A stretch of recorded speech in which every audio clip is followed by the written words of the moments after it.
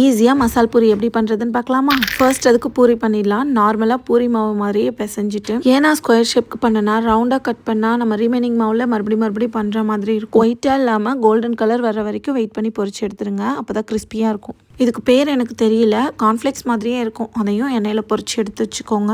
இப்போ மசால் பூரிக்கு தேவையான கிரேவி ரெடி பண்ணிடலாம். ட்ரை பச்சை பட்டாணி தான் யூஸ் பண்ணணும் இல்லை, இது போட்டாலும் சூப்பராக இருக்கும். அது கூடவே உருளைக்கிழங்கு தேவையான உப்பு தண்ணி சேர்த்து 2 விசில் வச்சு ஆஃப் பண்ணிக்கலாம். அப்புறம் ஒரு மிக்ஸி ஜாரில் வெங்காயம், தக்காளி, பச்சை மிளகாய், புதினா, கொத்தமல்லி, இஞ்சி, பூண்டு எல்லாத்தையும் சேர்த்து அரைச்சிக்கலாம். ஃபைனலாக ஒரு கடாயில் எண்ணெய் சேர்த்துட்டு ஜீரகம், நம்ம அரைச்சி வச்ச பேஸ்ட்டு, மிளகாய் தூள், சாட் மசாலாவையும் சேர்த்து நல்லா கலந்துட்டு நம்ம வேக வச்ச பீஸ் பொட்டேட்டோவை மேஷ் பண்ணி அது கூடவே சேர்த்துக்கலாம். தேவையான அளவு தண்ணி சேர்த்து கொதி வந்ததும் ஆஃப் பண்ணிடலாம். அவ்வளோதான், எல்லாமே ரெடி பண்ணியாச்சு.